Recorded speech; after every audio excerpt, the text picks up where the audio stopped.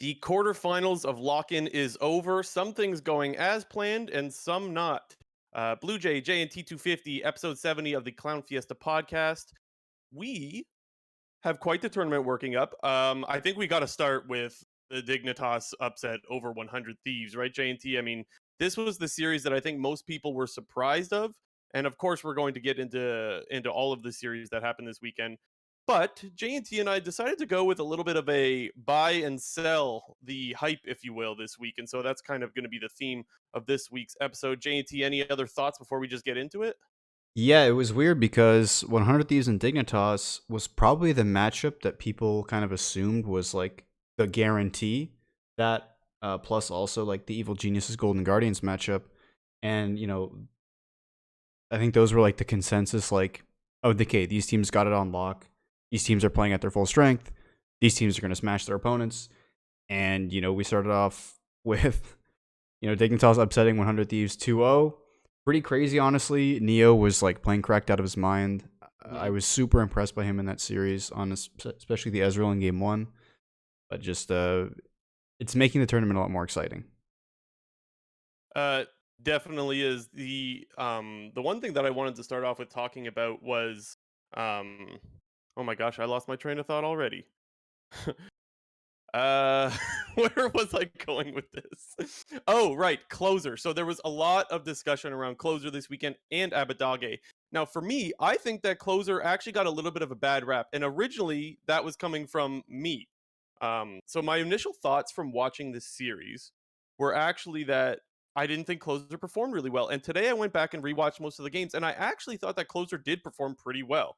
I just think that the biggest issue that I'm having with 100 Thieves right now is that they are very predictable. And I believe that's one of the reasons why they lost this series is because, and we talked about this in the past, that they like to play so much around the bot lane. Well, I feel like Dignitas was ready for this. And honestly, they just took away the Jarvan, which is one way that you can play really aggro with.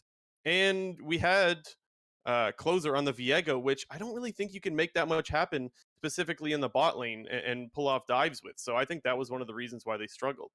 Yeah, the other thing that I was sort of hearing, people, talk in a negative manner about 100 Thieves is that like they're kind of one dimensional. Um, Mainly because whenever we see Closer and Huhi not on these playmaking supports or playmaking junglers, you are correct in saying they can kind of become a little predictable in what they're doing. Even when they are playing their normal style, it is pretty obvious what they want to do. They want to group around bot. They want to take early Rift Heralds. They want to use that towards FBI and get him to lead. But when you don't have these early playmakers to make something happen on the map in the early game to get that snowball rolling, it's really difficult because we saw Huhi on Enchanter supports both games, closer on the Viego both games. Viego is a much nerfed champion in comparison to its season 10, season 11 counterpart, which was closer was like really popping off on. But closer was also popping off on like Diana jungle, which had a ton of playmaking with like flash ultimates, the Jarvan, the Lee Sin, and Viego is kind of like this more dulled down version of it, what it used to be, and he just wasn't able to get a whole lot done. Like it was just more like River beat him to the punch. River was getting there first. River was making things happen. And closer, like sure, he was cleaning up some kills. Like he would possess some souls. He'd like trade one for one. He would like, but it just didn't matter at that point. Yeah, and I want to get more specific as to the point that I was making before about how we know they're going to play bot lane because I'll recall this was actually against C9 where we saw closer invade to an empty jungle and we were all kind of confused as to why we saw him walk into C9's jungle, see that it was empty and just kind of hang out. Now, my original thoughts when I watched this was like, what the hell are you doing? You're wasting a lot of time. And let's be fair, he did. I counted. There was about 45 seconds since he cleared a camp, and he hung around in Cloud9's empty jungle that whole time, doing pretty much nothing, just waiting for the dive. And so I looked at that saying, okay, the two possibilities that I could come up with was either one, there was bad communication, and somehow they thought that Blabber started on the other end of the jungle, and that this part of the jungle was available, this jungle quadrant, or two, they only think that they can get leads by diving bot lane, and they were just going to wait for that to happen. And I actually think option two was the reason why he waited in the C9 jungle for so long. And that's what made me start to realize, like, is this team that dependent on playing around bot lane? Like, it's something that we've talked about before and that I always thought. I just didn't realize it had gotten this bad. And maybe, again, benefit of the doubt, it's totally possible that there could have just been miscommunication. But when I saw that, I was like, wow, they're just going to play around bot lane. And to be fair, when they made that bot lane dive, he ends up getting Sven's flash. They end up punishing the flash later and get the kill, and the bot lane does get ahead. So it did work. It's just a really, really weird way to make to sacrifice the jungle lead, if you will, for the bot lane. Which yeah, Yeah, and in that kind of an instance, like if you fail that play, if you somehow mess up that dive after wasting that amount of time, and as you kind of mentioned, like it was 45 seconds Closer was hanging around in the jungle for, and the CS lead, like Blabber doubled him in CS in those hmm 45 seconds that he was waiting in topside jungle. And if you somehow mess up that play, the game could honestly be doomed from there. But they did end up getting the dive. I think they burnt 2 flashes and got a kill. And we kind of saw 100 Thieves just like in a similar fashion to what Dig did to 100 Thieves. Like 100 Thieves just beat them to the punch in all of those fights, and it was just the complete opposite when we got to this Dignitas series. It was pretty interesting to learn that River literally had only been scrimming with the team for 2 days. yeah, I mean, it was kind of obvious that he's coming in late notice, but like if he's only been scrimming for 2 days, that means he got there like on Wednesday, yeah. and And the he popped off, dude. He was playing nuts. the last thing I'll say about the closer part specifically is that he was also playing Jarvan, and like that's not out of the ordinary to put yourself behind and gank really hard. Like that's something that Jarvan does really well is he ganks lanes and tries to get advantages. So that's something that you'll see a fair bit. And so it's not like it's the worst thing ever, but you are right that if he doesn't get anything out of that, that's a long time to waste. I do want to talk a little bit more about Dignitas. You hinted about Neo popping off in this series, and he did. There was so many times where like team fights looked to be like on a knife's edge, and then Neo would just clean them up at the end, and they would end up getting that objective. Whether well, it was usually Dragon, honestly, in Mhm. almost every case, and they ended up getting a win condition out of Drags because they ended up getting Soul in the one game, maybe both games, I don't remember, definitely the one game. And so you got to give a lot of credit to Neo for being able to clean up these kills towards the end of fights, just completely swinging what were really, really close fights. Yeah, the thing that I was most impressed about is normally like in that game one specifically, I think in like 3 of the 5 dragon fights that had happened that game, Dignitas had either made sort of a failed engage or 100 Thieves had blown all their ultimates and tools to kill a single member or to kill 2 members to trade for one. And we would see these situations where Dignitas would be in like a 3v4 or 3v5 scenario. And something that I was super glad to see was them not just back off, concede the objective, and just like live to fight another day. Because Neo knew how strong he was on the Ezreal. Ezreal is a very great champion at kind of poking from the outside, especially around the dragon area.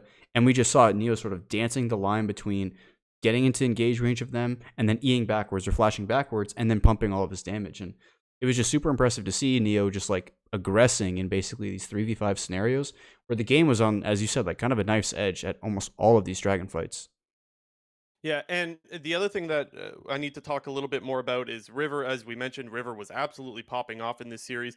To me, the main target for this series from him was Abadage. I thought Abadage looked really lackluster in this series. It's not something I expect to see in the long term, but when I look at who's most at fault from 100 Thieves for letting this series slip away, I didn't think it was so much a jungle gap as much as I thought it was River just dogging on Abadage in the early game and 100 Thieves struggling to recover from the mid lane deficit.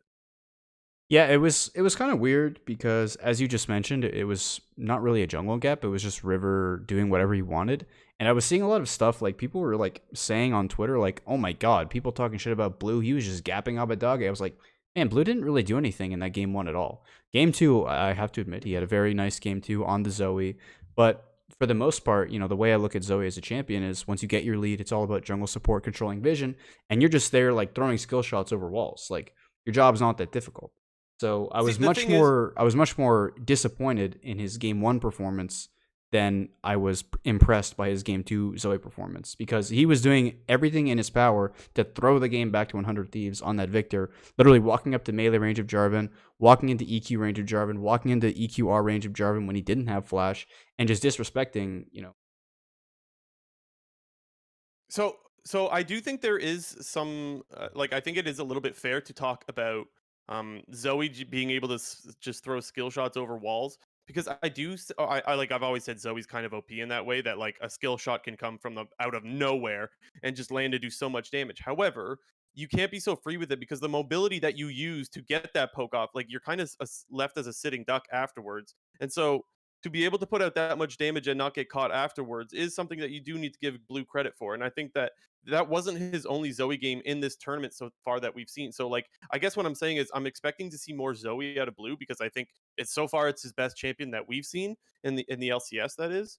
The other thing that I want to talk a little bit more about Abadage and why I think he was so easily taken advantage of is he's just a little bit careless this tournament. And I mentioned this last week that he took some weird pathing in the game against FlyQuest, like just free ganks from Jose Dioto. This week, his ward, that classic ward in Pixel Brush in River, in the River.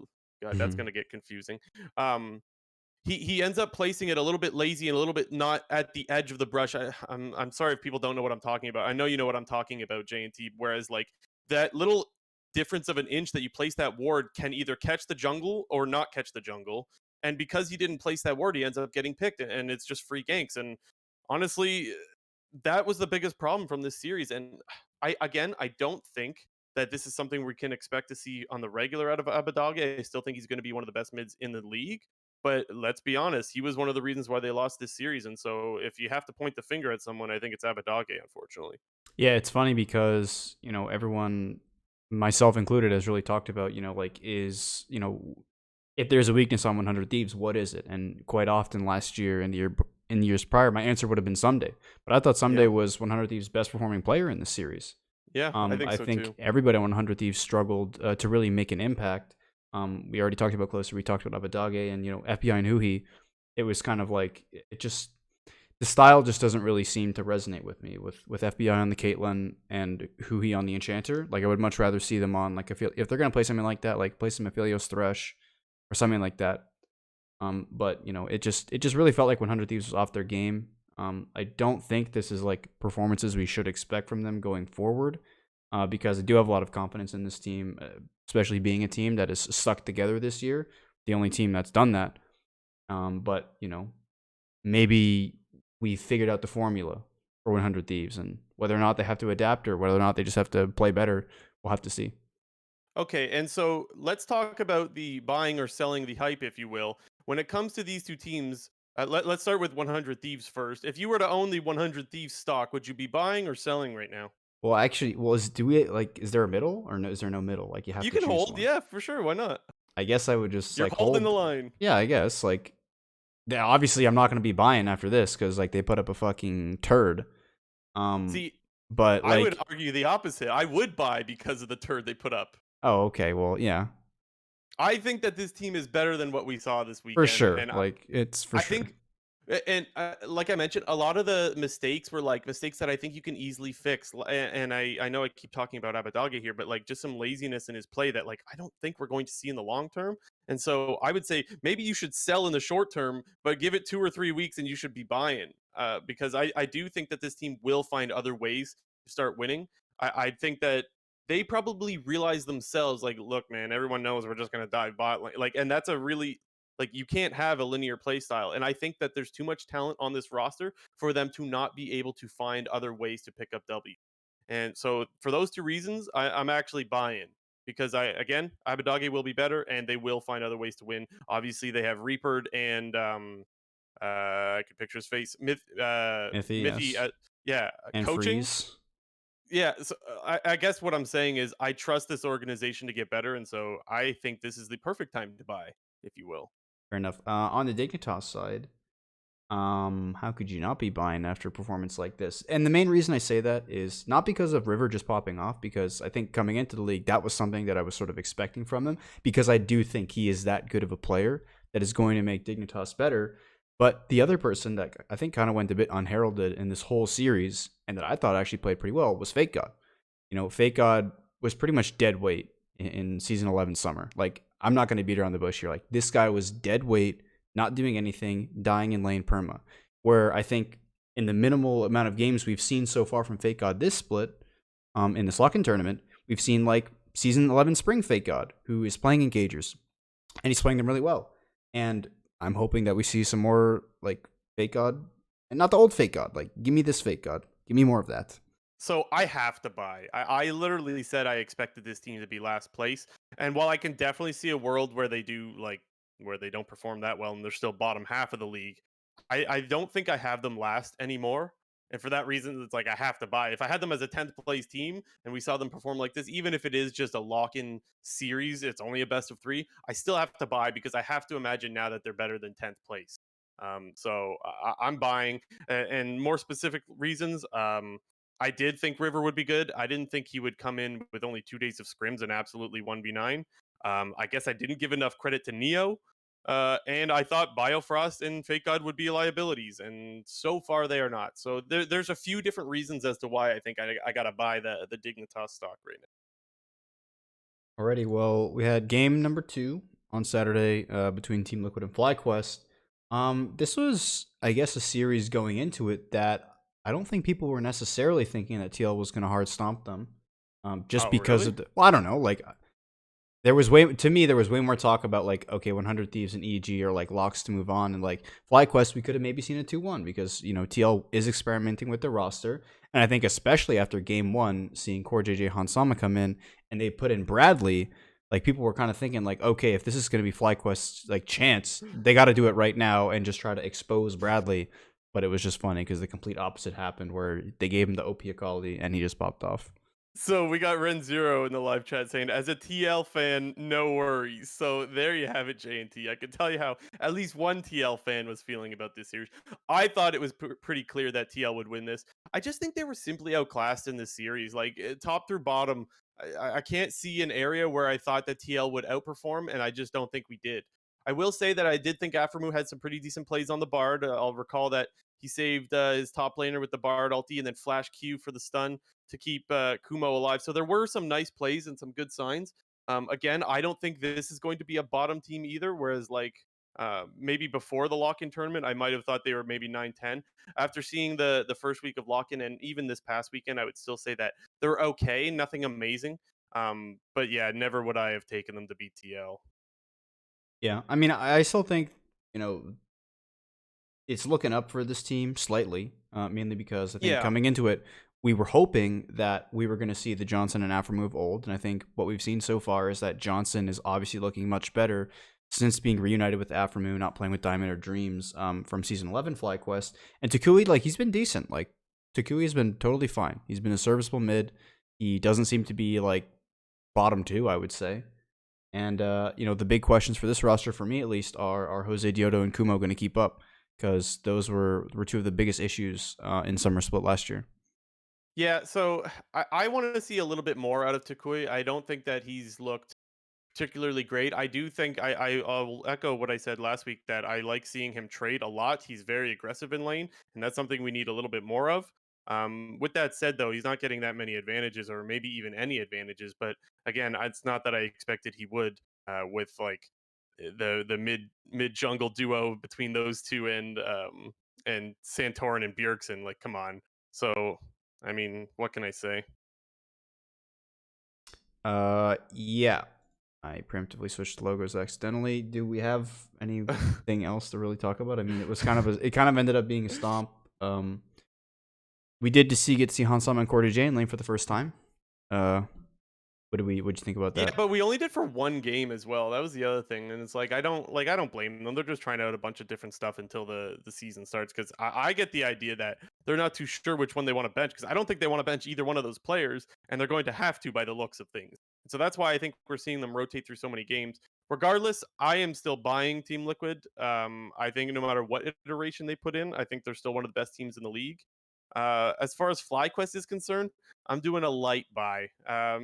Because I again I had them like really low. I didn't expect much out of this team, and they're outperforming that by a little bit, but not by much. So I was between a buy and a hold for FlyQuest, but I'll give them the buy just because they had a tough opponent this week. Yeah, I think I'm like a hold for both of these teams. I think FlyQuest, they haven't done anything that's like given me cause for concern. And I do think it is just kind of a situation where in the majority of games, especially against the top 5 or 6 teams, they're just going to be individually outclassed. And in those situations, you're really going to have to see if FlyQuest is able to like pull together as a team and have better team play. Because that seems to be the formula for these lower tier LCS teams that don't necessarily have these top dollar players, but can put on good splits. Like we saw at Dignitas at the beginning of season 11, like their team play was really carrying them and made them sort of top 5 in terms of regular season standings.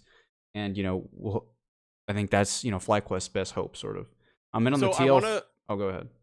I just want to pry a little bit about the TL one because I realize you're holding, so like they're pretty much playing around where you expect. But I just want to get an idea of where you expect them to be right now. If Well, they were to like if you were to power rank them, so to speak, with this current like mix up of rosters, which I know there's like 3 different iterations. Where are you putting TL as far as like power rank, just to Well, get an like I idea? mean, still on paper, I think until the Score JJ situation gets resolved, there's going to be one player on Team Liquid at any given time that can be exposed. And I Yeah, think while the one game we did see from Bradley was a good game, let's not forget this guy is straight out of amateur. Like he's not even yeah. played any academy. This is his first amateur or LCS experience at all. And even though I've been impressed by Ayla and I thought Eon was okay, Yawn. Eon, whatever, I thought he was Yeah. okay. You know, at any given moment, they're going to have a weak spot on this roster. And if teams can identify that and, figure out a way to draft around the TL strengths and really focus in on whatever player might be playing and try to exploit that, it's going to be an issue from them moving forward. So it's mainly like, it's just like, let's just wait, let's get their full roster in, and then they're going first place. So you can't power rank them with the little mix up. Not that that's an easy thing to I mean, do, but like, what it would be like at least top 3, like top 2, like, okay. I just wanted an idea, just an idea, yeah. because I mean, that's where I would have them. I think I would have them right now. I'd probably have them number 2 behind EG because EG has surprised us quite a Mhm. little bit. And on that note, we should get into the EG series. We Yes. saw another smackdown from the evil geniuses themselves. Yeah, This was no surprise. This series, this pretty much went according to plan. Would you say? this was a bit of a spanking. Yeah, I hate having to talk about because if EG beats a real LCS team, this is so much more hype. But I have to talk about them clapping an academy squad like Golden Guardians Academy, and so that's what makes it kind of shit. But with that said, they look pretty good everywhere. I still will say that I don't think Impact is performing that well, and I think that's what's scary. Is that if Impact starts to perform the ways we've seen him perform almost his whole career, I think this team's going to get even better. And so that's one of the things that I haven't heard much discussion about is that this team can still get better. And yes, maybe I'm giving them too much credit. Maybe Jojo Pyun and Danny, I'm giving them too much like, oh, everything's fine. Maybe we do need to see more games. And I think that would be a totally fair argument. But as of now, they're holding their own and they're looking pretty damn good. And the other thing I'll say is that even Impact himself, in his one of his post game interviews, said that he wasn't too happy with how he was playing right now as well. So I think he recognizes the same. Yeah, the thing with EG, after watching their games this weekend, I still think like I'm all for Danny and Jojo Pune and those guys being young players and then performing well. But for everything that I've seen so far, this team is ran by Vulcan and Inspired. Like they run this whole ship. Like that's why I think I said this last week. Like I want to see this team when things go wrong. And so I'm actually very interested to see what the series are going to be like this coming week, where we see them in best of fives against presumably solid teams. And I think they played Cloud9 and the winner of Dignitas versus Team Liquid. And, either way, I think they're going to be going up against 2 strong teams because I'm assuming that TL is going to be Dig and we're not going to see like another Dig upset. Like those are going to be 2 pretty strong teams in best of 5 scenarios. And I really want to see kind of what happens with this team when things do go wrong. And if Danny and Jojo Pune can kind of stand on their own 2 feet without the support and jungler literally controlling the entire map, doing whatever they want, walking into enemy jungle, taking enemy objectives, like diving like crazy. So I still think this team is really, really good. I'm not trying to take away anything from Danny or Jojo Pune. I just think that they're kind of like, again, this sounds Yeah, bad, but they're being dragged along. But that's not a bad thing. Like they're just doing what they need to do, following their support and jungle. yeah, and I don't think again, there's no expectations out of these guys. There really shouldn't be. Like they are still very young players. Danny obviously a little bit more expectation since he played. Did he play all of last split Yep. in the LCS? So like Mm-hmm. I don't consider him as much of a rookie as I would Jojo Pyun. But the point is, it's like these are for me. I think that EG still has like more than this year to develop. Like it wouldn't surprise me if EG made this roster and went, even if we're not that great this year, it's fine to retake this team into the following year, and it's just bonus if they look great this year. So there's no for me, there's no real expectation out of EG, and the fact that they're undefeated and lock-in, that's just bonus, right? Yeah. Um, One thing that Jojo Pyun said in an interview, I think it was with Esports Heaven or Haven or something like that. I just watched a video today that I thought was interesting. He said that no matter what, champion mid laners just do nothing in scale, no Yeah, matter I what saw that champion they're on playing. the Reddit post. That And was the this has been headline. something that we've heard before, and it's weird because I think I referenced this last weekend. Was that on, or I think I did it on last episode, talking about Takui playing really aggressive. Well, it seems like JoJo has the same opinion that Jizuke said last year. Um, and so I guess I find that really interesting that he's not too phased by the mid laners. He's talking a lot of trash on Twitter, and so I don't know. It's just it adds to the hype. I guess he's doing a really good job No, it's uh, great. of not only looking good but also helping build his brand and creating more excitement in the league. A league that I think we need a lot of. And I'll remind people that he's also replacing Jizuke, who was one of the more exciting mids last year. I think he's done a good job on and off the Rift. I guess I would say.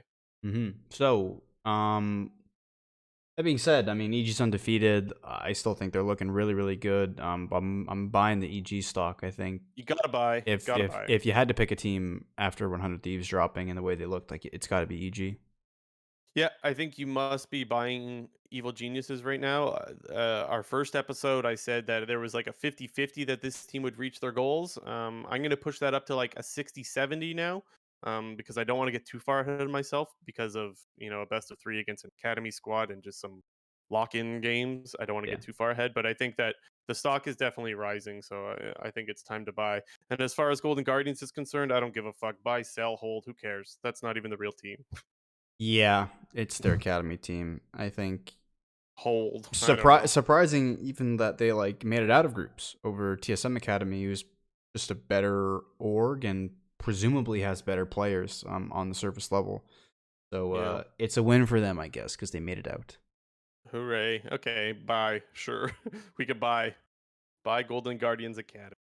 I do not even know. Okay, we had a pretty exciting series for our last one. Exciting if you were a not. I mean, actually, was it even exciting? it was it went 3 games, I guess, but like Yeah. honestly, sometimes I just wanted to put my head into a wall because I Mhm. couldn't believe how hard CLG ran it down, especially in the first game of the series. Dude, Um that was a really bad game one. Like, I started doing like an int counter, like, and it wasn't just, oh, he died, that's an int. No, I'm talking about like I can't figure out what he was thinking. And I got up to 6 that game, and 4 of them were from Jenkins. yeah. Um, 4 of his deaths, I could not tell you why he was there or what he's thinking or what he's trying to make happen. I just that was probably one of the worst games he's ever played, and the thing is, I won't even hold it against him because sometimes players just have those games that like no matter how good or how bad they performed, it doesn't represent how their actual skill level. And I think that was one of those games where it just probably had tilt get in the way Yeah. because there's no way in hell that I think Jenkins is that bad after seeing him perform last year and so far from what we've seen this year. Like there's no way. There's no way he's that bad. He just had one of the worst games. And I think the last time we saw someone have this bad of a game was probably Niles last year. Oh, Jesus. We don't want to go there with Jenkins. There's still Is it, hope for him. No, no, but I'm not saying we he's not Niles, even but we what, can't okay. even put those two names in the same sentence out of Yes, respect we for can. out of respect for Jenkins. Absolutely, we can. Oh no, no, it's doomed. You've Okay, doomed him. okay. Let You me have ask doomed you. him. Let me ask you. When was the last time you saw that bad of a performance? And tell me it's not Niles last year. Tian at Worlds. That guy was griefing. Yeah, he also had wrist issues though. That's some excuses. Yeah. Former world champion excuses. Okay, but on a more serious note, like just to give some explanation, if you didn't see the series, basically, Contracts is playing Jarvan jungle. Blabber's playing Poppy jungle. Contracts walked melee range at the Scuttle Crab fight against Blabber. Obviously, Blabber presses W when Contracts tries to EQ out of there. Contracts dies. Blabber takes the crab, walks across mid in front of both mid laners' faces, takes top crab, runs top lane over a ward, and dives Jenkins. He dies, TP's back, gets a wave stacked, dies again, and the game was just over. Like, there was just no chance. Yes, Yeah, contracts pulled a blabber at the Scuttle Crab. very good point, Ren, in the live chat. Yeah, he did. Um, yeah, I think the thing that was most puzzling is that he walked over that ward and Jenkins just didn't do anything about it. Like, did no one ping? Does he not even see it? Like, he should see it. Like he just had to But have been if out of if it. Like, if for some reason he doesn't see it, someone's got to see it, right? Like, mhm. there's 5 guys to be able to ping that out. So yeah. Anyways, that was kind of that hurt to watch. The other thing I'll say about this series, I'll try to get all the negative out of the way as soon as I can. I thought Poom's Rakan looked awful. He did have one really good engage. Hey, this is But Recon wasn't that bad in game 2. he had the one really good engage against C9 where they had that nice wombo, but I think the biggest problem that I have with it is like Cloud9 is all chasing a Rakan while stacked together. I'm like, you're just asking to get 3-man ulted there. So it's like Poom punished a mistake from the other team. That's what players should do, but also so many times he would pop ultimate and just reach for plays that like I'm like, you have no world. Like he would use his ulti, would get nothing out of it as they're sieging, and now I'm going, you can't siege without the threat of the Rakan ulti. You've just wasted all the pressure that you had. If you're gonna pop that ulti, you need to make sure that you get something out of it. And too many times that didn't happen. So I actually thought, yeah, Poo Gang in the chat. Yeah, I actually thought it was kind of Poo Gang on the Rakan. I didn't think it was that great. I didn't And think it so was that bad. I did, and that's why I tweeted out if I'm Luger, I don't know who to report more because I thought all 3 of those players looked quite useless this series. But yeah, like I said, I thought Luger looked great, Yeah, he and looks good. I thought Palafox looked good on the TF game. That's where I'll get into the positives for CLG is that game they actually had good macro. Which one was that? I'm already TF, you're forgetting referring to Dignitas on Friday, Okay, yes. That not was the where not they played the TF, the Predator TF, which was like, oh, I wonder what to think about this. Um, yeah, they actually pulled them around the map and did a really good job, and they beat the crazy good Dignitas. Whoa! nice. There's your copium. So yeah, there is some copium. So it wasn't all bad, but the bad was really really bad, and so that's why it's like it's hard to be excited about what we saw this weekend, but some good amongst that pure trash gameplay. Yeah, I mean, I thought CLG's game 2 like wasn't too bad. I mean, the main reason Cloud9 lost that game was because of bot lane. The bot lane from Cloud9 in game 2, they were just straight up griefing the game. I think, a lot of people had concern about the Varus pick, and obviously, it isn't a great pick. I think in theory, it looks like a good pick because you have this like hyperscaling AD in Jinx and this kind of like not very tanky engage support in Rakan, which can easily be stuffed by CC. So, like, in theory, it's good in lane. Varus is a good poke champion against a champion like Jinx, who often outranges the majority of AD carries. The poke is also going to be pretty prevalent on Vex before she, like, flies in 2 screens away. And also, it's, like, a really easy, like, you can burn Gwen W very easily just by throwing out the Varus Q or the Varus E or the Varus R, because Gwen W is a really powerful tool. But at the same time, Varus was a very prevalent champion back at the start of season 11, and we saw considerable nerfs to that champion over the course of its time. We saw Hail of Blades get nerfed. We saw some lethality items actually get nerfed as well, and it's kind of just like a worse version of what it once was. Plus, when you die 2 times in the early game and you're giving this huge lead over to the Jinx, it just doesn't work. And I think, that was a lane that was going to, if it did work, you were going to play the lane pretty flawlessly. And Cloud9 was just making mistakes after mistakes. The main problem that I had in this whole game was Isles' Thresh was garbage. For whatever reason, Isles was always throwing his lantern out, like, at the start of fights. And either, it would get warded instantly, or Luger would smartly put the traps behind the Thresh ward, which would stop you from dashing. And that was like the play that we saw right at the beginning, where Sven just died because like Isles lanterns early while Sven is still like cleaning up the last bit of CS before he's going to lantern out and get based. And he just throws the traps behind and Sven's dead. And I think they did.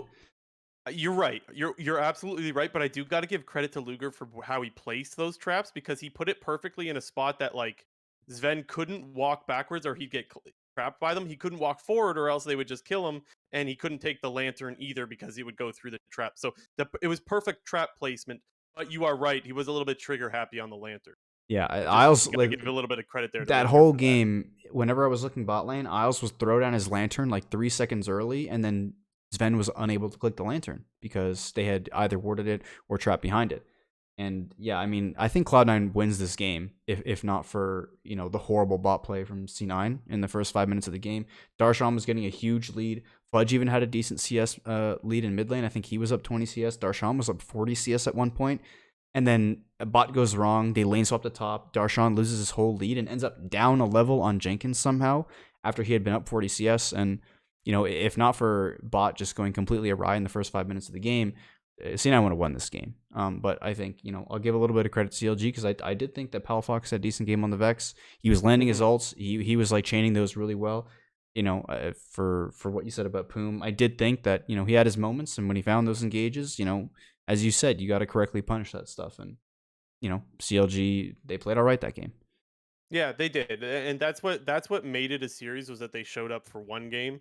However, they still got hard clapped in the others, and I mean, you got to give credit to Blabber again because he's looking really, really good still. I want to see I want to see Blabber next week because I think he's got an actual, like, he's got a test playing Inspired, so that's something that I think Cloud9 fans should really look forward to have that confirmation that Blabber's still for real again this year, because we've seen him do really well in past springs.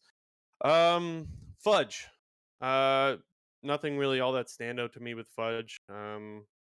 Yeah, I'm not either excited nor disappointed with Fudge's gameplay. So We saw the first LS special right there, the Malzahar in game 3. Like, that is an LS yes, special right there. I guarantee yeah. you nobody else is going to play Malzahar except for Cloud9 this split. Well, I will say though that it made so much sense that particular game. I could see another team pulling it out just because it is against the LeBlanc. Like, she tries to combo in and you just hit R and it's like, oh shit. And it's like, it's so funny because as as Palafox is putting a lot of pressure pre-6 in that lane, he keeps comboing the Malzahar, and I'm going, man, when he hits 6, he's going to try to apply that same amount of pressure, and he's just going to die. And then he did. And it was Mhm. like, oh man, like, that feels bad. And then, as if you're CLG, now you're having a real hard time getting any damage off on the LeBlanc. Like, she's almost useless. You have to put her in a side lane and hope that she can 1v1 someone, because if you put her mid, you're trying to ARAM, she can never go in and get any damage off or any poke or anything like that, because she's just going to get ulted and die, and then the game's over. And that's kind of what happened a couple of times, honestly. Yeah, Darshan was kind of running show in the side lane this year. I thought he actually played pretty well. He was kind of just like tanking it up in the first game on Sion. He was literally like 1v2ing at a point, like proxying in between the towers, which was pretty funny. But like, his Action was actually pretty good in comparison to his 2 weeks ago Action performance, which was pretty horrible. But I thought his Yeah. Action was actually really good in both games 2 and 3. I just had so much trouble putting my finger on Darshan this weekend because his lane opponent is fucking Oh, I mean, sprinting yeah, it. Jenkins was So sprinting it's it, like, but Darshan was doing a good yeah, job in lane. Like, his laning was really good. yeah. Yeah. I actually, that's one thing I will say, is that I've enjoyed watching Darshan, because you could just tell, it's so weird to say this, but you could tell he's having fun. Whereas, like, last week we saw him dancing in the middle of team fights. This week we see him 1v2 as Sion, just going right in. You know that he's having a good time chuckling away as you're watching. You don't have the player cams up there, but I know he's laughing as he's making these plays. And, like, I don't know, it's just a really weird thing to think, but like, I enjoyed watching Darshan. Do I think that he's still LCS caliber? Not really, if I'm being completely honest. But I like that we got to see him play in the lock-in tournament. Okay, buying, selling, what are we doing? Well, I'm gonna start with the obvious one because I already had CLG as a 10th place team, but if I could put them any Mhm. lower, I now have. Because, dude, my fears about contracts, they've been proven true. Jenkins, again, my theories about Jenkins, well, like Gangplank, now he's inting on the Gangplank. All jokes aside, though, Jenkins played really horrible. Contracts has not been looking good. Boom, I think it's been all right. He hasn't been too bad. And then Palafox, he's gonna struggle. And I think Luger is the shining spot for this team. And I think there's going to be games this season where CLG might get the God comp for Luger, or they might survive an early game enough to where Luger is on this like hyperscaling champion like a Jinx, and they might win a couple of games off of that. But if you're going to tell me that CLG is going to win a game through Jenkins or win a game through Palafox, or Contracts is going to go like big brain macro mode and like carry a game, like, dude, ain't gonna happen. So let me just get this straight. You're putting the 10th place team as an 11th place team, correct? Yes, I would You probably take. I don't even know what the top academy teams are, but I might take a top academy team over CLG. Okay, I am also selling Not because I think they're a 10th place team, but because there were a lot of issues this weekend. The thing is, I don't even hold it against Jenkins. Like, I do not ever expect to see that low of performance from him. Even if he performs poorly, there's no way he could perform that poorly again. I think we just had a little bit of a tilt series, and I do think that he'll still be a solid player. The reason why I'm selling is because I was pretty excited about him and contracts coming into this year. I think they were the two players that I was looking to perform well on CLG, and I don't think we've seen enough of that, honestly. So that's why I have to sell, even if I don't think they're 10th place. There's no way I can in my right mind say I'm ready to buy on CLG right now. So yeah. As far as Cloud9 is concerned, I think I just want to get more specific about Blabber and Fudge rather than the team. I think I'm going to buy on both. Just because Blabber, I think, has performed really well. We mentioned last week how he hasn't really been tested that much, and I mentioned just 2 minutes ago that he will be tested next week. I'll have much more of an idea next week on whether I want to buy, but for now, I'm definitely buying with the Blabber. The Fudge, I guess I'll buy just because I have confidence that he'll get better. We saw him last year get so much better from lock-in throughout the whole season. And yes, I know it's a new role and it's a lane swap, but I really do think that honestly, I've mentioned this before that I think the way their system is going to be set up, that they're playing against their academy squad so often, I think that is the best way to grow as a team. And so I don't imagine Fudge not getting in better in the kind of environment that Cloud9 wants to go with this year. It's all about when that environment is going to start, I guess, because who the hell knows when they're getting all their players. Yeah, I completely agree with you on the Fudge and the Blabber stuff. Blabber has been looking very, very good. I think he's probably, right behind, Vulcan and Inspired for the players who I think look the best right now. But I kind of want to talk about the other players, just for my small little rabbit hole I'm going to go down. Because in a Okay. world where we're going to go a big hypothetical here. In a world where the whole LS thing just doesn't work, like the players not maybe that LS doesn't work, but the players that he's put a lot of stock into, like a Berserker, like a Winsome, they don't work out. Or for Summit, for whatever reason, they don't work out. I think what Hmm. I've seen so far, at least from top lane and bot lane, I have some confidence now in, should anything go wrong, if Cloud9 has to put this roster back in, I think they'd be a decent roster. The main You think it's person, passable? yeah, it's passable. It's passable for a Okay. team like Cloud9. I think should Cloud9 run this exact roster for an entire split, I don't think they would be outside of the top 5. I think they might be Interesting. I think they might be 5th. I think, you'd obviously take the big 4 over them. The big 4 being TL, 100 Thieves, EG, and then potentially TSM. We'll have to see. Am I missing a team? I don't think I so. wasn't listening. I was counting the teams myself of which ones I think would Yeah, but perform but better maybe than them right but now. maybe a TSM. But in a world where something goes horribly wrong, where like LS is like completely wrong on this whole Berserker thing and completely wrong on the Swinsome thing, and Summit just doesn't turn out to be what he hoped he would be, I have now a little bit of confidence in the backups for Cloud9, minus Isles. I think he needs some work, but Sven is still looking solid, and I think Darshan has looked pretty solid for the most part. Hmm. So I small think buy. I think I'd put them around 5 or 6. So I think it's not too far off to say top 5 for you, for Cloud9 if they were to keep this roster. So I guess I can accept that. Yeah. Just a doomsday scenario there for you. And it is possible, right? Whether regardless of, like, it could be performance based that it Oh man, implodes, maybe. or it could just be the visa base that it implodes, because sometimes you don't get enough time to gel, if you will. And who knows about the language barrier problems and all that stuff. There's a lot of things could go right and a lot of things could go wrong with Cloud9. So I guess I can accept. Um yeah, I think that's everything. Do we want to get into the eliminated teams? Yeah, we'll talk about the teams that we didn't see play this week. Well, I mean, I guess we saw them play, but we didn't see them play in the quarterfinals. TSM and Immortals. Immortals, they were 0-4. They look pretty terrible. Um, yeah, Sell. it's a bit of a hardcore sell, I think, here, because I think going into the Yeah. season, like I said in the first episode of the season, I made a prediction that I didn't think that TSM was going to be top 16 this year, and I thought that Immortals was going to be one of those replacement teams to be in the top 6, and I don't think that anymore. So yeah, I have to sell on IMT as well. And the thing is, it's like it wasn't even like a hot take or anything. I've heard other people say that they thought if there was a bottom 5 team, quote unquote bottom 5 team to push into the top 5, a lot of people said it was Immortals, and I was in agreement. I thought that as well. Seeing Revenge sprint it makes me a little bit nervous, and It's a revenge of old, dude. Seeing Wild Turkey in the bot lane sprint it. Yeah, there's a few things that I'm worried about for the IMT lineup. They played 4 games in lock-in. Maybe we're getting a little bit of ahead of ourselves here, but there's no way I can in my right mind say to buy right now because yeah, it looked quite rough what we saw, and I hope they turn around. I hope that we were all right and we could say that this was a team that tries to push into the top 5. But right now, nah, gotta sell for sure. And then TSM, similar situation to Golden Guardians.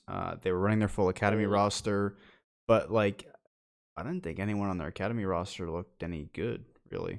So No, not really. But again, like I like this is another one that I don't really care. I just want to see the main team play, and I want to like I think this league is different right now without seeing TSM as like a respectable team. They're playing their academy lineup right now. It's like whatever. Hold, I guess. yeah, sell Viper though. That guy, he's in the dump. He's in the dumps right now. Sorry, bro. Mm, Viper hater, I'm JNT. not even a hater. He just sucks, dude. Like I'm just that giving guy you a hard time. stinks. Yeah, I think we've seen Viper has seen better days. Let's put it that way. Um, Um, oh, I was just gonna say overall, what do you think of the teams this year? I want to know like, um, for where we are at in the season. Do you think the teams are performing better or worse? And yes, I know that's difficult to say season just because of started. academy. Yeah, but what do you 2 weeks like in. for your hold on, for your expectations? Where do you think you don't have an answer because it's only I two don't know. weeks? I don't think so. I mean, I don't even really count Cloud9, TSM, Golden Guardians, and from what I've seen so far, CLG stinks, Immortal stinks, 100 Thieves stinks in comparison to what we thought they were going to be. TL, we don't know cuz they're not fielding their full roster, so I would just have to say worse, but I just think that's a byproduct of the situation that the majority of these teams are in.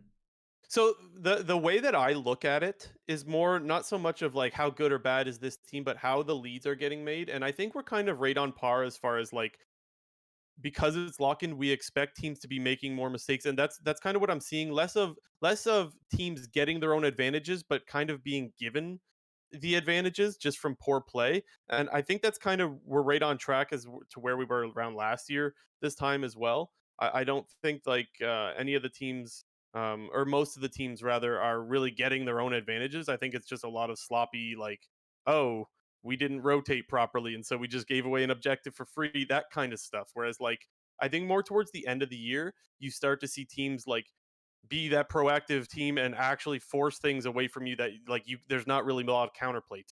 And so Mhm. that's kind of where I think we're at. I think we're right on par, not ahead or not behind, honestly. Yeah. Um I just think the meta's like pretty stale. Uh both in terms of like champion picks at the moment and just like the general play style. It's pretty formulaic, if you will. You either draft for early game and you draft for lanes, and you therefore go for early dragons and early Earth Tails and try to snowball through that, or you're picking these more hypercarry comps and you're totally accepting the fact that you might lose 2 Drakes, you might lose the first 2 Earth Tails, go down 2 to 3,000 gold, and then hope you kind of outscale. And I guess I'm waiting to see further into the season once we sort of see some sort of shakeup or some sort of form of creativity. Random example, but when CLG was whipping out like the Vi Galio thing, and like that was like Hmm. for 2 weeks seemed to be like a viable strategy, and people were like, "Oh man, like now we gotta play around that and think about that." And for whatever reason, we were seeing when Rift Herald was first like really starting to get a lot of priority on it. We were seeing a ton of like, okay, we're gonna use first 2 Rift Heralds for mid lane tower to break mid lane tower because we're seeing so many control mages, we can't break that tower. And then it sort of transitioned into this, okay, now we're just gonna go hardcore bottom with our Rift Heralds. We're seeing so many teams like EG, like 100 Thieves, like FlyQuest even, throw their Rift Heralds bot side to get their AD carries ramping earlier than the others, and then carry through like mid game team fighting like that. So I think I'm sort of waiting for some team to sort of shake up the meta in some form, whether it's champion picks, play style, early game, mid game, late game. Then we're kind of going to see like where we actually are at, because people are kind of just copying what worked last year, from what I You see. mentioned the CLG thing where they ran the Vi and the heavy dive comps last year. I was reminded of them this weekend, but I can't remember. Was it Golden Guardians that ran the Camille Gallia, which is like a classic? They ran like Camille, Maybe, yeah. Galio, Diana, I think it was. And Oh my god, that's when Iconic did Tank Diana. Oh no. Made me think yeah, of that. yeah. Anyways, that comp really made me think of the CLG heavy dive stuff that we saw last year, and it made me wonder if they were just like, hey, anybody else want to just try to go heavy dive and just hope to win a team fight? Yeah, and then Jenkins like uses his hook shot but doesn't go in, and so he can't follow up. Oh, that was kind of a nightmare. You meant to say Um, Tony Top, but yeah. oh yes, yes, yeah. Anyway, yeah, I don't got any more of that to add. I do. We should get into the awards though. Mm-hmm. Popoff Beansoup. Who did you give your pop off to this weekend? Had to give it to River. I was Oh right. man, I was right. It's my I told you so moment. I was gonna give it to River also. Should I Oh, try to pick someone else real quick? Who can I sure. give it to? Who can I give you? Oh, you know what? I'm gonna give it to fucking Danny because he got a pentakill. Let's Yeah. go. For whatever reason, when lock-in happens, the pentakills come The out. pentakills are everywhere during the lock-in. All right, who did you give Beansoup to?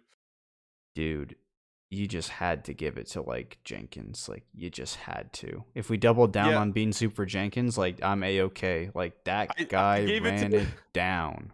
I did give it to Jenkins, but I gave it to Contracts as well because That's fine. this Like goes back to what I mentioned earlier, where it's like these were the two guys that I were looking for to perform well at the start of this year from CLG, and I think they're probably their two worst performers right now. And so, yeah, that's why I had to give it to them. Definitely some bean soup for those two. Yeah, what can you say? well, Um, fuck a what's CLG. next? They're out next week. Saturday. No, Friday, sorry. Friday. First semifinal. Best of fives now. We're best of fives, no more best of threes. Team Liquid versus Dignitas. I think just because of the result of Dig beating 100 Thieves, this makes this a little bit more of an exciting matchup. Mainly Hmm. because, I mean, I guess it's less exciting in the form that I think people were really hyped to see potentially TL versus 100 Thieves in the semifinals based off of the quarterfinal match draws. But Yeah. now with Dignitas looking pretty good and TL doing all of this roster experimentation, I think we're just in for a good series. I mean, I I'm gonna assume that we're gonna see Bradley get in there at some point, whether it's game one or whether it, for whatever reason TL loses a game. I think we're gonna see the Bradley, Hansama, Core JJ roster. Because Mm. I was fearful that if they did put in Bradley, he was gonna sprint it, but he looked pretty good. I mean, he had a good matchup. He was against a weaker opponent, but he looked pretty good. So sorry, I just had a question. So this is the series on Friday, and then the other series is Saturday, and then final Sunday, right? That's how it's Yes, working. yes, Okay, that's what yes. I thought. That is what I thought. I guess let me double Yeah, check to make sure this is the Friday one, but I'm pretty sure it is. yeah. Go ahead and double check. For this series specifically, I want it to be competitive, but I have to be honest. I don't think it will be. Hopefully I'm wrong. Hopefully Dignitas comes out and River's still popping off. I don't think that's going to be the case though, because I do think that Santorin's really able to play around whatever lane he wants to, and I think he has the option to play around every lane that he wants to. And so the way that I think this team exposed 100 Thieves, I don't think it's that easy to do against Team Liquid. Um, so that's the biggest problem that I have with this is like where do you exploit? Like, I don't even know if Santorin is exploitable. I don't know if any lane is exploitable. So that's the problems that I'm having with this. Whereas, like, I think that TL will TL has the advantage in every single lane. Yeah, Um, I think unfortunately for Dignitas, their biggest strength in River is also kind of like the biggest strength of every other team that is still remaining in the lock-in tournament. Santorin is the guy who runs TL's early game and is very, very strong early game jungler. Inspired, he's just running show. Blabber is Cloud9's best player. So I think no matter the matchup Dignitas was going to get in the semifinals, it was probably going to be a difficult one just by nature of the matchup. But I'm gonna say this one is gonna be a 3-0 because I do think in the majority of areas, Dig is just gonna like they're just outclassed. But I don't think this will be like some straight stompy 3-0 like where Dig just rolls over. Like I'm gonna expect some resistance from Dignitas. I'm expecting them to get River on an early game jungle pick, whether it's like a Jarvan, whether it's a Lee Sin. I would really hate to see them put him on like an AFK farm jungler or like a Viego or something like that. I want to see River on those early playmakers. I want to see I agree. Neo on some late game hyper carry, and I think it'll be a 3-0, but it'll be one of those 3-0s where it's not like a huge stomp fest. Like it might be, there might be two or three close games in there. Yeah, I am also going to go with the 3-0, and it's just for the reasons that I already mentioned, so I'm not going to repeat them. Yeah, I think they're outclassed. Okay, then our other matchup, Saturday matchup, will be Cloud9 versus Evil Geniuses. Another very interesting matchup based off of what we've seen so far in lock-in, with EG looking really, really good, especially in jungle support, and then Cloud9 kind of just playing textbook League of Legends and not really doing anything outside the norm. Yeah, so I think that the one area that Cloud9 has to try to exploit is the top lane. And I know that's weird because it's Impact up there, but I think that right now he's the weakest player on Evil Geniuses at the moment. And do I think Darshan's the guy to punish him? Honestly, not really, but maybe Blabber is, because a lot of times he is dying to ganks in the top lane. And so I'm hoping that Blabber can be the difference maker in the top lane, like for Cloud9. With that said, I expect that Evil Geniuses is pretty much just going to out pressure them everywhere else, and so that's why I hope that Blabber can be the difference in the top lane, so that this is a series that you know delivers, if you will. Yeah, I mean, I think for the most part, in top mid jungle, it's pretty even. I don't think I would give like a massive edge to any player. Obviously, if we see the inting blabber, things are going to go downhill quickly. But I guess I'm going to give him the benefit of the doubt right now. But the biggest problem for me is support. I mean, what we've seen from Vulcan so far, it's the Vulcan of old. It's the season 10 Vulcan, where he is just like popping off, finding every engage, not making mistakes like he was towards the tail end of season 11. And to me, Isles is, I mean, I don't think he's terrible by any means, but he does not look like he's on the level of the rest of his team, nor the level of the rest of the top teams in the league. Did you see it was an interview with? I doubt it because it wasn't an actual video, but it was an interview with Vulcan. But Who did this one? Was it InVen Global or whatever? I think I so. don't know. You There was posted an a picture of it, didn't you? Oh, that's right, I did. Okay, I'm glad that I did that then. So then you did see that. Yes. um, I did where click on it as basically, well. But yeah. yeah, where basic, I forgot that I linked it. My bad. Where basically Vulcan is saying like it was time for a change, and it was like I respect Sven as a player, but I think it was time for a change for me, and it was like, huh. It was like that kind of gives me the idea that he didn't really want to play with Sven. And judging by the article, again, this was just my interpretation. So if people want to go look for the InVen Global article and read, feel free to do that. But for me, it sounded like he wanted Cloud9 to go for a new AD carry. No one that I guess Cloud9 was willing to get. And so he said, if that's the case, then I would like to be traded. And so then he was traded. And so I guess if you're Sven, you could be like, man, this guy didn't want to play with me. I'm going to smash my old bot lane partner. And obviously Vulcan wants to do the same. So I think the bot lane is interesting for that little storyline, regardless of whether that's true or not. Like you're playing an old teammate, so I think that's fun. But yeah, I think out of both teams, I think I mean Vulcan is playing one of the best players in the league right now. Inspired is, and Blabber is, and I think you got the 2-to-1 advantage there Yeah. of some of the best players. And So the support uh, gap's kind of massive. yeah, and the other thing too is like, and I've mentioned this already, but I'll say it again that I don't think Blabber's been all that tested yet. Even though he's looked great, we need this test, and I'm going to give the series 3-1 to EG. But again, I hope that Blabber gets up top lane so that this can be a series, because I think that's the easiest place to exploit. And Uh, I also, by the way, I don't think mid is that even. I think Jojo Pyun is better than Fudge, and yeah, I think that he's going to kind of clap him. Interesting. Yeah, I mean, I was thinking either 3-1 or 3-2. I'll just say 3-2 because I don't want to be boring and pick the same thing and say 3-1. I was kind of thinking you were going to say 3-0, which is why I was going to go with 3-1. So I'll go with 3-2 because you said 3-1. But Okay. yeah, I think the early game is really going to be, sorry, the early game, we're seeing a lot of games won through the early game. In the first 5-10 minutes of the game, some lane gets blown wide open, somebody makes a big mistake and whatever. But I think both of these teams, kind of what they're known for in terms of the individual players on these teams, is their ability to find their fights when possible. Like we've seen Danny come up clutch in these late game team fights. When Vulcan was back on C9, we've seen him make some like really insane engages when behind to turn the tides. Similar for Cloud9, we've seen Sven have some very pop off late game moments. We've seen Blabber like do some pretty heroic things. So I think the main point of interest for me in this game is going to be in the mid game, what goes on, and how the game state sort of affects the various play styles of each team. Like if EG is kind of going to fold under the pressure, or if they're going to try to push back should they ever fall down behind, should they ever fall behind. And similar with Cloud9, if we're going to see like kind of a snowball effect with Cloud9, like if they get behind, are they just going to get behind fast and lose, or if we're going to see like a more calculated approach for them. I think this is a really interesting series. I did want to talk quickly about the Fudge Jojo Pune thing, Okay. because honestly, I think Jojo Pune is in a bit of a lose-lose situation here, and Fudge is in like a win-win situation here. Because Okay. if Jojo Pune wins and looks Mm-hmm. good, I think people might just use the excuse like, oh, well, he just beat a guy who just roll swapped to mid. Like, that's what should happen. And then if Okay. you lose, you're like, oh man, you're like this hyped NA prospect. You just lost to a guy who just roll swapped mid, and this is like his first couple games playing the role. And I think Okay, that's a very good point. But what if, like Ren Zero in the live chat is saying, what if he says JoJo gets too aggro and Blabber punishes? Then what?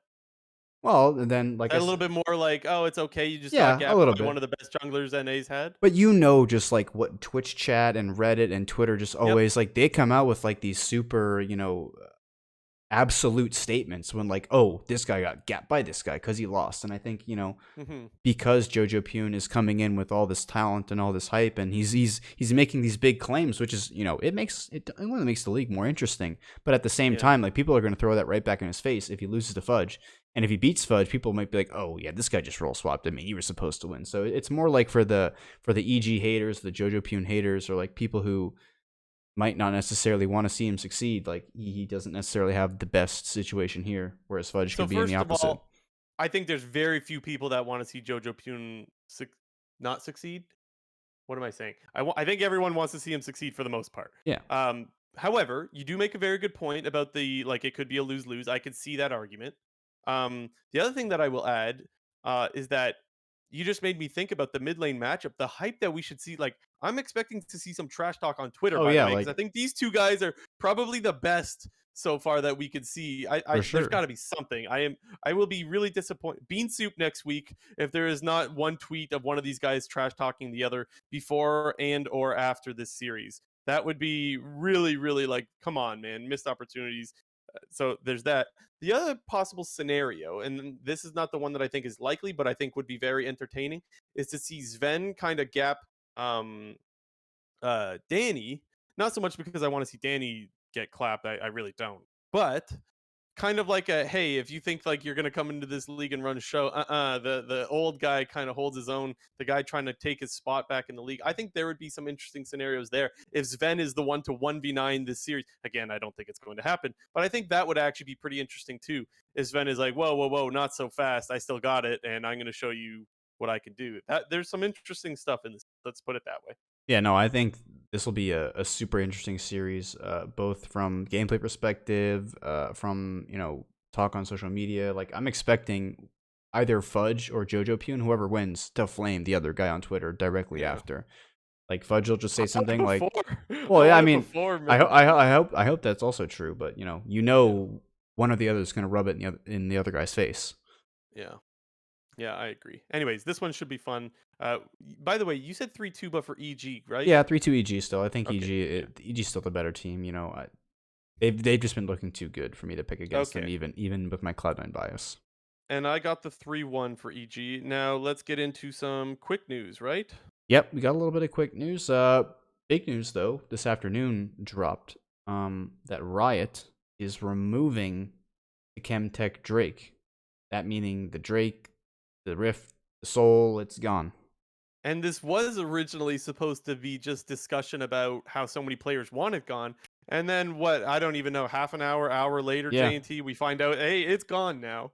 And so, I guess I don't know. Ask and you shall receive. What can I say? yeah. Thank God. And nobody wanted this. I mean, like Blue Jay just said, like, originally before this news came out, I was just gonna have a quick little talk about how there's been a ton of LCS and LEC pros, streamers, pretty much the majority of high ELO players, and just the community in general have really been like, they've had a huge hate boner for this Drake for almost the entirety of preseason, and I think rightfully so, because it has some very frustrating mechanics in terms of the Chemtech Rift that spawns with the camouflage that really heavily influences the game in terms of, the team who's, it's kind of like a win harder mechanic, which, people have always kind of disliked those things in League, specifically, we get to the point of Drake's souls, and like Chemtech soul was like super super powerful in terms of gain this like Scion passive, gain this Scion passive for your random champion. Like you kill the hyperfed AD carry, guess what? He spawns back in and deals damage for 5 more seconds.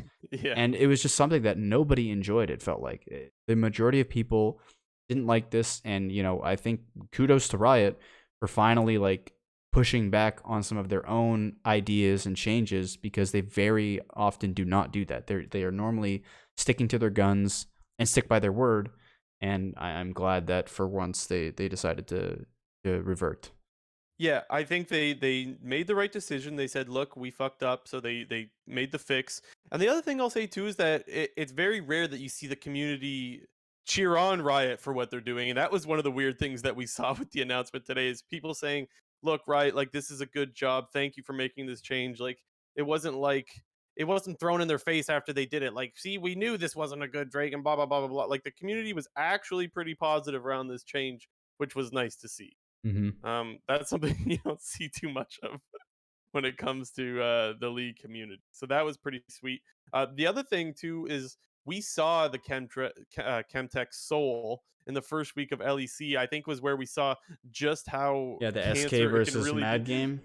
SK wins that game, which like if people didn't watch that game or if they don't remember, let me tell you, They they were doing 100% should their have lost. very best to lose that game, but they were able to win because of the soul. And so that was one where it's like I feel like any other soul they probably lose that game, but because it was Chemtech, they probably won.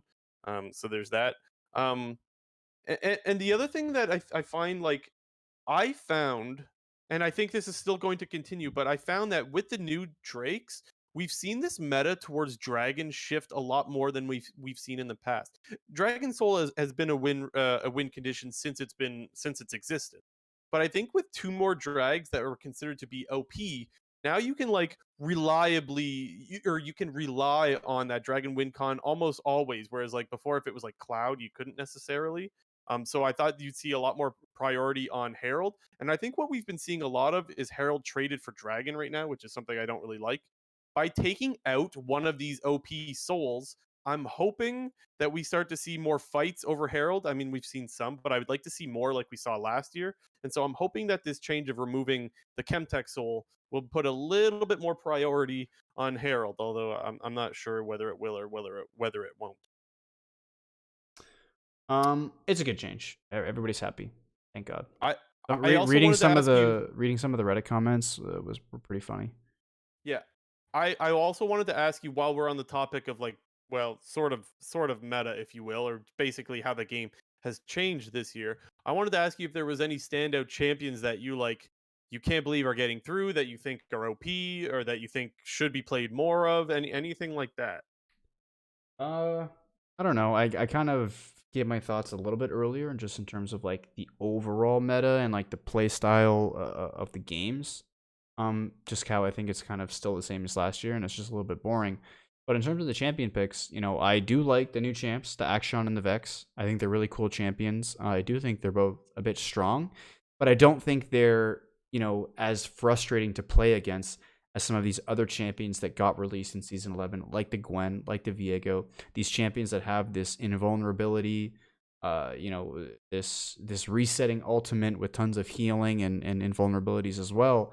And these champions have very defined play styles and strengths and weaknesses, as opposed to the Gwens and the Viegos of the world, who we're still seeing and I think are still very problematic champions. Like, I don't like Gwen in the meta. It just feels like if you don't roll this champion, you're going to get rolled by it no matter what come late game. Similar to Viego. Like, we kind of just see Viegos end up with 3 or 4 kills and suddenly like take over the mid game when they really didn't do anything in the early game.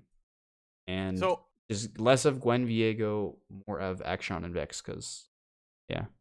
I actually don't think Viego is that good right now. I think he's a strong pick, but I don't think he's an OP overpowered pick. Let's I just put it think that he's an way. annoying champion. Like, Perhaps I could agree with that. As far as the Gwen thing is, I actually like the champions that if they scale and they become super OP in the late game, I enjoy that. However, I think she's strong a little bit too early and she's not weak enough. Like the champions that I like to see is the Cassidon and the Kale, whereas like you struggle But then if you get through the game, yeah, like Ren Zero says, "Kale, please" in the live chat. That's the kind of champions that I actually do enjoy. Like if you're like, okay, if you're able to hold on and then you could be a monster late, sure. I just feel there's not enough risk when you take the Gwen. I feel like she's dishing out damage far earlier than she should be, and her laning phase is not nearly as bad as it should be. And I think that's the biggest problem with Gwen. Yeah, I However, think, like you said, like with those champions, those older champions that scale very hard, like there are clear strengths and weaknesses. Like yeah, it's very punishable in the early game. Whereas like champion like Gwen, like it's just so annoying to see her get out in these like very common scenarios where she just throws down her W to dodge some big form of CC, or just to avoid, you know, a ton of damage, which would end up killing her or dropping her quite low. Like the W is just such a frustrating, you know, ability, and it's got to be even like worse for the pro players who are just like, oh, sick. My Gragas combo just got Gwen W'd, or I don't know, like my Thresh hook just got Gwen W'd. as far as the Vex goes, though, I am really enjoying seeing Vex. I love people that have like, or champions rather, that have such a strong like team fight presence, and that's one where you get some nice AOE fears from that. And I mean, you know, I'm a big Fiddlesticks fan, so I like that kind of stuff. I don't enjoy Akshan, honestly. I don't. I think that champion's just a little bit too mobile sometimes to be punished. Like sometimes I feel like that champion can overextend and then just swing away. And also, maybe I haven't obviously I haven't played Akshan, so maybe you can help me out with this one, JNT. It feels like trying to predict where he's going to land from when he's swinging is like impossible. How does that mechanic work? It's I've been playing a lot of Action recently. Uh-huh. It's kind of That's a why I thing. asked. It's kind of a thing you just get used to, both playing as him and against him. Like I guess I'm trying to think of something It it's feels like like similar to, but like so you just kind of know the range. Like I guess this isn't even like close to like being like like remotely close, but like when you play Aurelion Soul, like you just get the feel of where your stars are circling and the timing of it and when they hit and when they expand and when they come back. Like it's just something that it's kind of like that natural feeling of when you play the champion. And I think I've played enough Action now to like, you know when you shoot your E at a certain angle how far you're gonna swing. You kind of gotta like you gotta like short your E when you're trying to like curl around corners and stuff like that. When you're doing like a full 180 around a corner, like an entrance to river. It's a really cool mechanic. I don't personally think it's like this very broken mechanic per se. I think the most frustrating part about Action, if you had to change something, is probably the W having permanent uptime on stealth if you're next to a wall or in a bush. That is quite annoying. Um, but I think the rest of the kit is pretty good. Obviously it has a lot of power in lane, but the E mechanic I don't think is that hard to sort of figure out once you've played enough as it or against it. I was more talking about playing against the action, not where you're going to fall off if you're playing the action. I'm talking about when he swings, it feels like he'll swing, and then when he jumps off, he'll like kind of dash to an area that like doesn't seem Oh like that's yeah, where. that That's that what that I is a meant. part of the thing. Like if you're swinging, you can then stop swinging and then dash to like a You circular. yeah, But that that's to me but seems weird and kind of OP. Like, how can you? First of all, his mobility is insane because he could swing really far. But then also, even when he gets to that location, you like don't know where he's going to get off. So like, it's kind of impossible to land a skill shot on a champion that's already super mobile. That's something that I don't really like. But I think part of the thing I was talking about earlier about like champions' clear strengths and weaknesses is the weakness of Action is once you get on top of him, you can't E away anymore because it has like the hitbox detection on the E is if a champion is standing right on top of you, an enemy champion, and you press E and attempt to swing, it knocks you right off because Mm. you can't like. It's not even like you can't pass through champions. Like you can't have champions within a certain area around your champion while you're swinging, or else it'll force you off. So there's like tons of instances, even LCS this week, where Akshan would jump in, get a kill, try to get out with the reset of the E, but since it's a champion, like getting right on top of him or like flashes in front of him, he'll just pop right off. So I think it's just one of those scenarios, like I said, where like, you just got to get on top of him and you kind of stop that from happening. But in Okay. every scenario, you might not be able to do that. Last two champions, real quick, that I want to talk about that I can't believe are getting through. I think Corki is insane. Yeah, The package alone is amazing because you could use it for almost every single drag fight. And honestly, the pressure that you can put out with Corki package is nuts. But then also, we've seen the damage that his ultimate does. Those rockets are kind of crazy. So I honestly, I think that champion should probably be banned on red side a little bit more than it is. The other thing, the other champion that I think is a little bit overtuned is Jinx. I really enjoy seeing Jinx played. I think she's really fun to watch. But one thing that I remember last year, she got some buffs last year. I don't remember exactly what they were, but we started seeing Jinx played, and I remember specifically that on 2 items, she still wasn't there yet. You needed that third item, and then you started to see Jinx deal some damage. And I feel like this year, what's different is like on 2 items, a lot of times we're seeing her actually put out a decent amount of damage for an 80 carry. And I think that's where like I don't mind when champions scale. I think she's super fun to watch. I think she's scaling a little bit too quick and she's a little bit too useful in the early game. And I feel like that's where an area where she's a little bit overtuned. And I think that's why we continue to see so much priority put on that champion. Yeah, she definitely got a lot of both buffs and indirect buffs.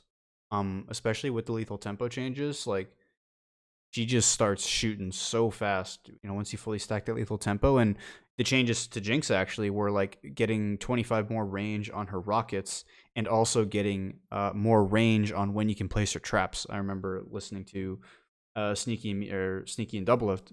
They were specifically talking about the interaction of when you're in rocket form, shooting from that range. They've matched the trap range to fit that. So they were talking about a specific instance where before these buffs, you would be shooting out your rockets on Jinx, and like let's say you were just kind of stationary shooting somebody, and you wanted to place a trap right on top of them. Your champion would then actually have to walk forward to then place the traps, so you could even attempt to trap them.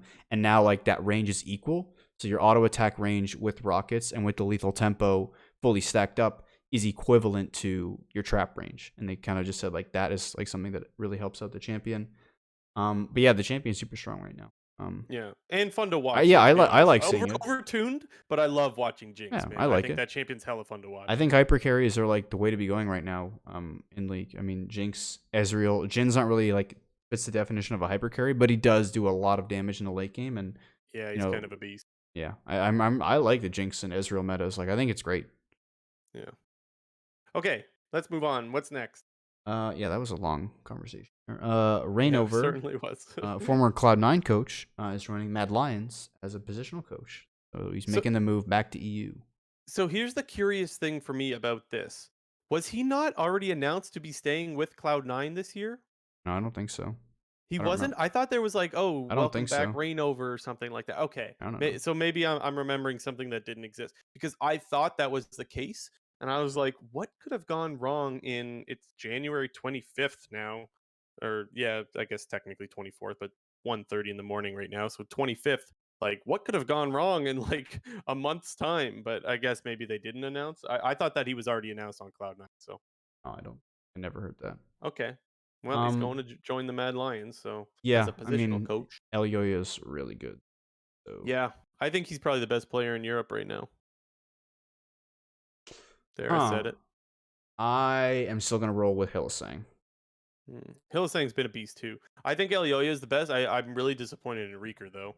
And I don't want to get too much into the LEC talk because we could probably go on for quite some time. But I thought Reeker had a decent start, and I thought he looked kind of Beansoup this past week. And I feel like Elioya is sort of in Elo hell right now. But I think that team's going to be. But anyway, I digress. Last up, not really quick news per se, but a little fun fact that I saw on Twitter. I don't remember who was tweeting it, but I think Atlas, the LCK caster, was replying to it. I just thought it was interesting, and I would let the people know.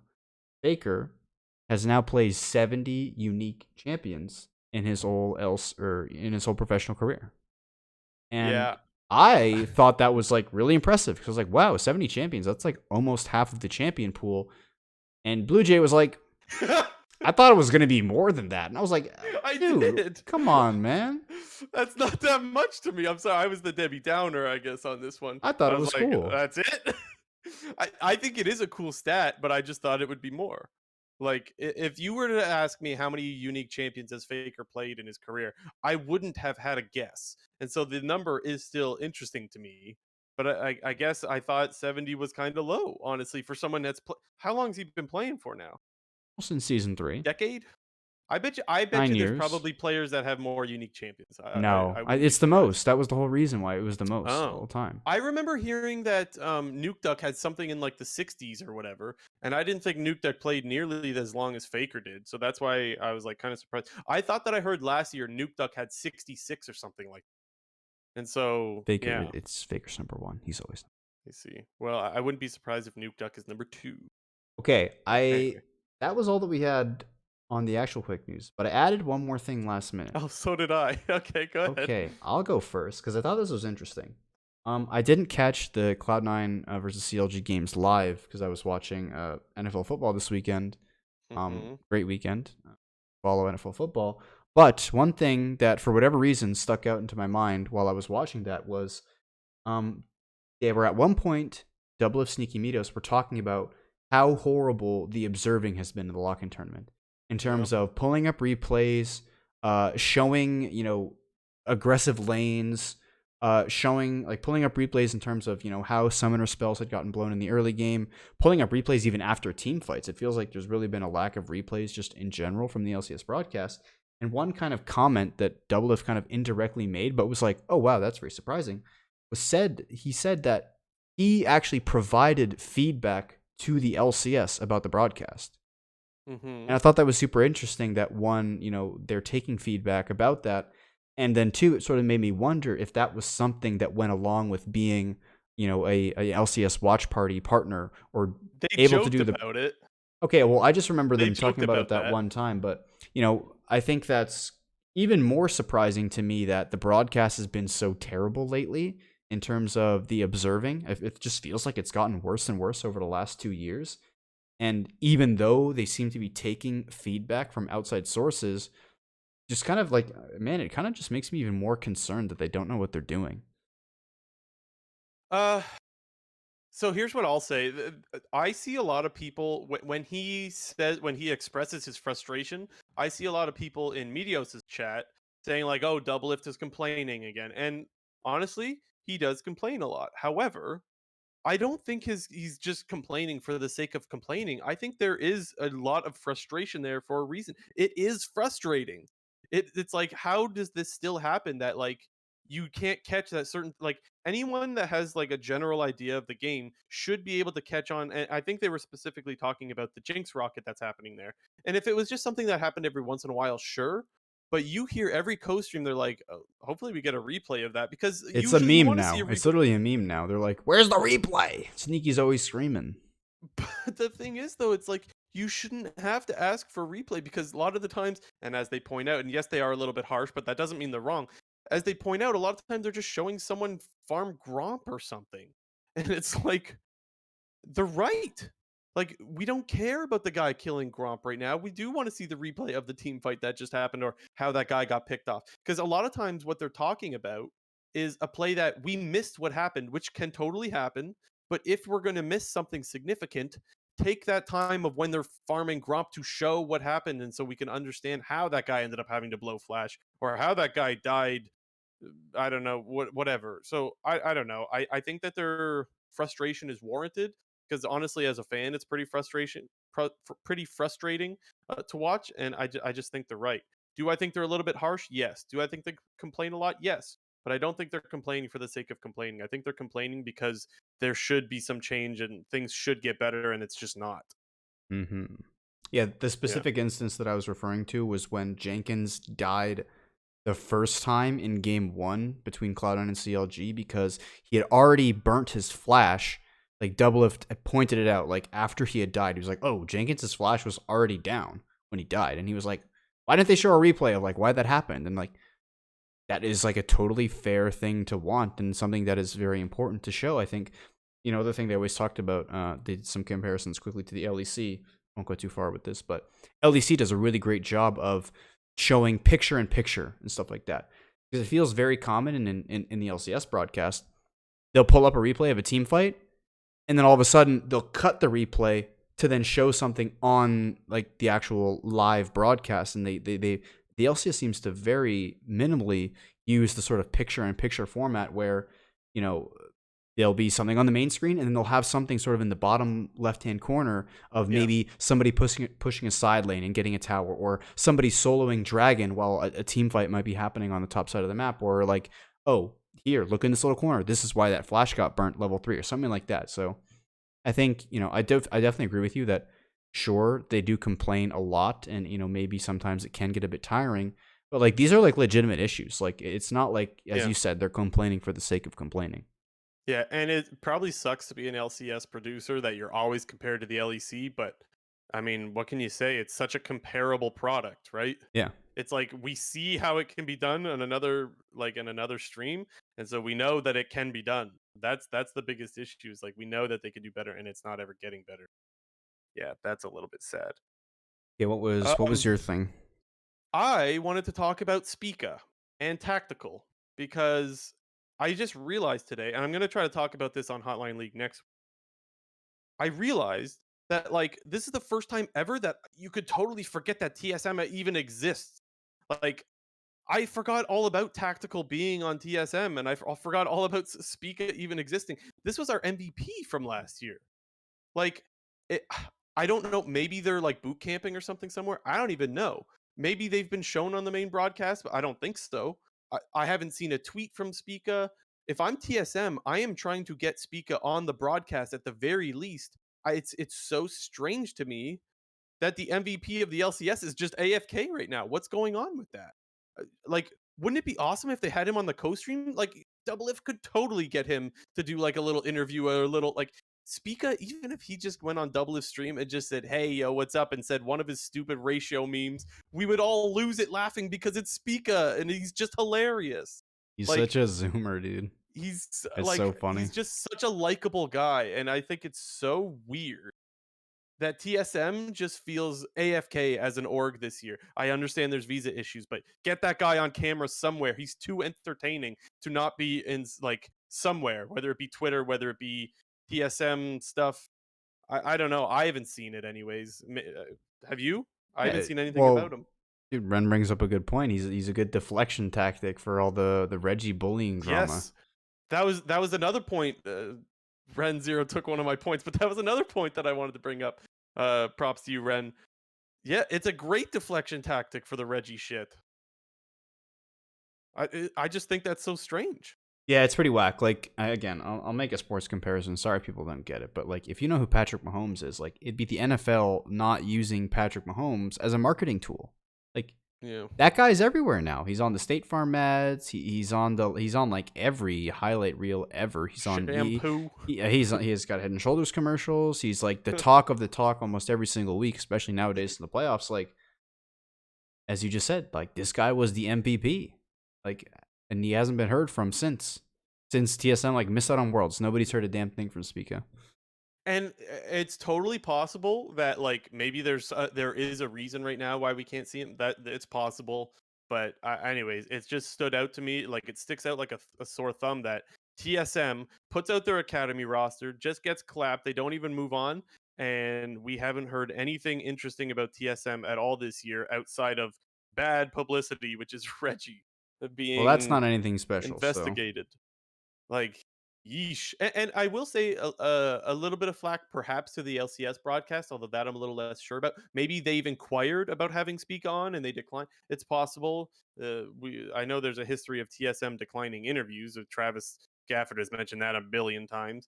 Maybe they declined to have him on the broadcast or whatever. But anyways, someone's missing an opportunity somewhere because I think that the LCS should be reaching out to him, and I think TSM should be like, Speaka, get on broadcast somehow. Like people want to see you, and you're the guy that you're supposed to be on what's supposed to be the most popular team, and I feel like that's kind of fading when we don't see any of their real roster. And yeah, anyway, just something that was really strange to me. Hopefully, we see yeah, him on broadcast next week. That'd be great.